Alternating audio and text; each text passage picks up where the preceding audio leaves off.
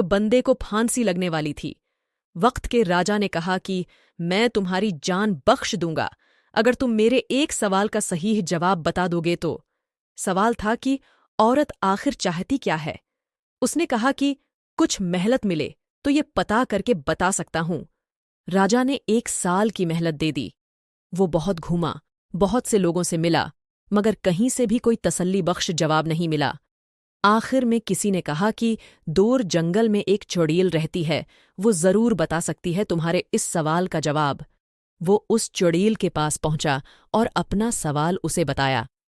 चुड़ैल ने कहा कि मैं एक शर्त पर बताऊंगी, अगर तुम मुझसे शादी करोगे तो। उसने सोचा कि सही, जवाब का पता न चला तो जान राजा के हाथों भी तो जान जानी ही है, इसीलिए शादी के लिए रजामंदी ही बेहतर है। शादी होने के बाद चुड़ैल ने कहा कि चूंकि तुमने मेरी बात मान ली है तो मैंने तुम्हें खुश करने के लिए फैसला किया है कि मैं 12 घंटे तक चुड़ैल और 12 घंटे खूबसूरत परी बन के तुम्हारे साथ रहूंगी। अब तुम ये बताओ कि दिन में चुड़ैल रहूं या रात को। अब उस बेचारे ने सोचा कि अगर ये दिन में चुड़ैल हुई तो दिन नहीं गुजरेगा और रात में हुई तो रात डर डर कर गुजरेगी। आखिर में उसने कहा, जब तुम्हारा दिल करे तो परी बन जाना और जब तुम्हारा दिल करे तो चुड़ैल बन जाना।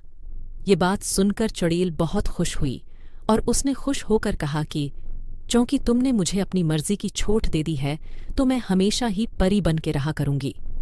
फिर चुड़ैल ने कहा कि राजा की तरफ से तुमसे किए गए सवाल का जवाब भी यही है, औरत हमेशा अपनी मर्जी ही करना चाहती है। अगर औरत को अपनी मर्जी करने दोगे तो वो परी बनकर रहेगी और अगर नहीं करने दोगे तो चुड़ैल बनकर रहेगी।